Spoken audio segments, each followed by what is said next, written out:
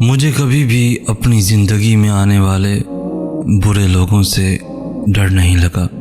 جب بھی ڈر لگا ہمیشہ اچھے لوگوں سے لگا، کیونکہ مجھے پتہ تھا برے لوگ دکھاوا نہیں کریں گے، اپنی دشمنی نبھائیں گے یا میرا برا چاہیں گے، لیکن اچھے لوگوں کا کیا پتہ کب کہاں کیسے اور کون کس وجہ سے برا بن جائے۔ کیا پتہ کسی کا کون کب اعتبار توڑ کر منہ کے بل گرا دے، کون کب فرشتے سے شیطان بن جائے۔ ہاں اچھے ہوتے ہیں لوگ، مگر وہ اچھے لوگ بہت خطرناک ہوتے ہیں آپ کے لیے، جن کے دل میں کچھ ہو اور زبان پہ کچھ اور، جو آپ کے سامنے آپ کے ساتھ ہوں اور دوسروں کے سامنے آپ کے خلاف بھی ہو جائیں۔ دوسرے لفظوں میں منافق جسے کہتے ہیں۔ اور آپ یقین کریں ایسے اچھے لوگ کبھی آپ کے ساتھ اچھے نہیں ہو سکتے، اور یہ آپ کو کبھی ایسے ہی چھوڑ کر نہیں جاتے، آپ کو زندگی میں لوگوں کی پہچان کرنا سکھا کر جاتے ہیں۔ پہلے آپ نے یہ بات صرف کتابوں میں پڑھی ہوتی ہے کہ ہر تنقید کرنے والا آپ کا دشمن اور ہر تعریف کرنے والا آپ کا خیر خواہ نہیں ہوتا، پھر آپ کو اس بات کا مطلب بھی سمجھ آ جاتا ہے۔ کس نے کیا کہا، کیوں کہا، کتنی تکلیف پہنچی، کتنی بے عزتی ہوئی، کتنا برا لگا، ان سب باتوں کو بھول جاؤ۔ یہ زندگی ہے، اس میں بہت سارے لفظ بولے جاتے ہیں، بہت سارے لفظ سہنے پڑتے ہیں، بہت سارے لفظوں کے بہت سارے معنی ہوتے ہیں۔ لفظوں کو اکٹھا کر کے اگر تم سوچنے لگ گئے تو پھر زندگی نہیں گزار سکو گے۔ جو لوگ تمہیں دکھ دیتے ہیں نا، ان کے بارے میں یہ خیال کیا کرو کہ وہ اس دنیا میں ہیں ہی نہیں۔ اندرونی طور پر خود کو اتنا لا تعلق کر لیا کرو جیسے اس دنیا میں بہت سارے خوبصورت پھول ہیں جن کی موجودگی تمہیں سکون دیتی ہے اور تمہیں کوئی نقصان نہیں پہنچاتی۔ اسی طرح کانٹوں سے بھرے پھول بھی ہوتے ہیں جن سے تم ہمیشہ دور رہتے ہو، یا کبھی چھونا بھی پڑے تو بہت دھیان سے کہ تمہیں وہ زخمی نہ کر دیں۔ اسی طرح ایسے لوگوں سے کبھی ملنا بھی پڑے تو دھیان سے ملا کرو اور خود کو جلد ان سے دور کر لیا کرو۔ اللہ دعاؤں کو تمہارے دل کا حصہ بنانے سے پہلے تمہارے نصیب کا حصہ بناتا ہے۔ تم سوچتے ہو کہ مقدر تو پہلے سے ہی لکھ دیا گیا ہے تو پھر دعائیں کیا کر سکتی ہیں، لیکن کیا تم نے کبھی یہ نہیں سوچا کہ دعائیں بھی تو نصیب سے ہی ملتی ہیں؟ اگر نصیب مقرر ہے تو دعائیں بھی تو اسی نصیب میں مقرر کی گئی ہیں۔ وہ دعائیں جنہیں آج تمہاری زبان بار بار دہرا کر بھی تھکتی نہیں ہیں، ان دعاؤں کو اللہ نے تمہارے لیے تبھی چن لیا تھا جب وہ تمہارے علم میں بھی نہ تھیں۔ ان دعاؤں کو اللہ نے تمہارے لیے تبھی چن لیا تھا جب وہ تمہارے علم میں بھی نہ تھیں۔ اگر نصیب کا لکھا ہوا ہر حال میں ملنا لازم ہے تو پھر نصیب میں لکھی دعاؤں کا ملنا کیوں نہیں؟ جب مانگنے کی توفیق مل گئی ہے تو پھر اجر کی فکر کیسی؟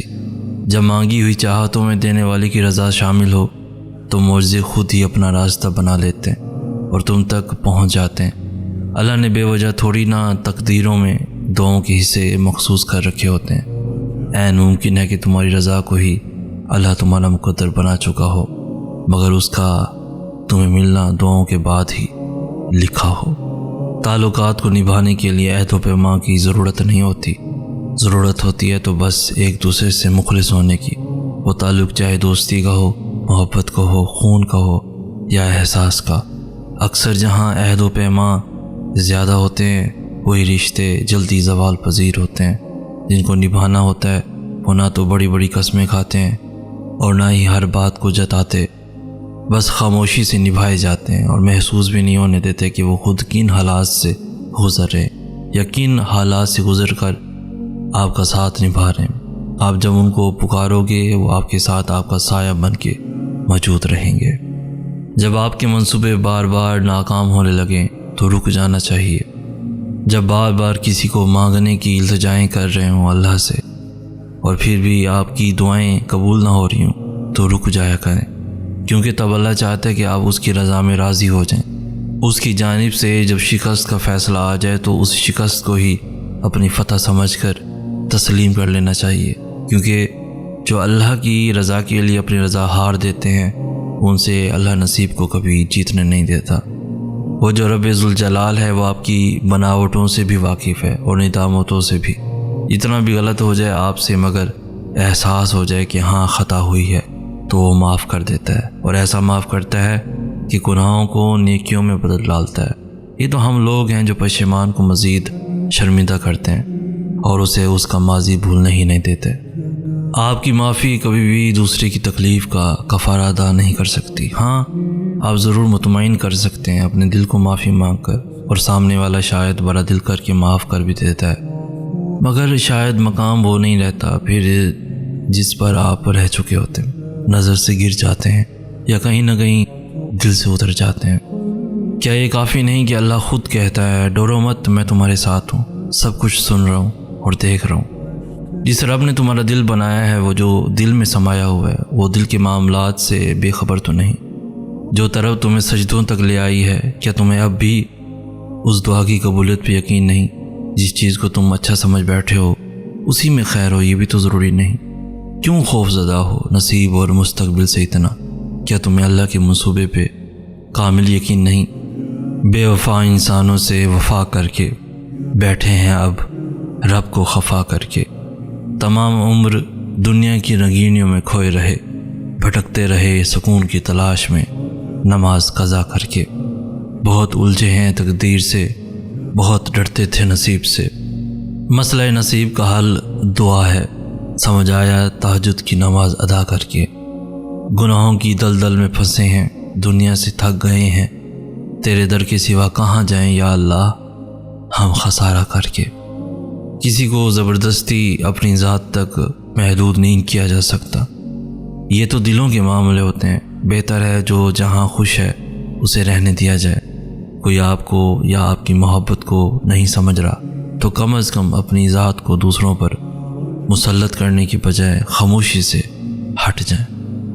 آئے میرے اللہ، جو چیز میرے مقدر میں نہیں اس میں مجھے مبتلا نہیں کر، اور جو چیز میرے مقدر میں ہے اسے میرے لیے بہتر اور آسان فرما۔ آمین یا رب العالمین۔ غم ہی وہ لمحہ ہوتا ہے جب انسان کو زندگی کی حقیقت نظر آتی ہے۔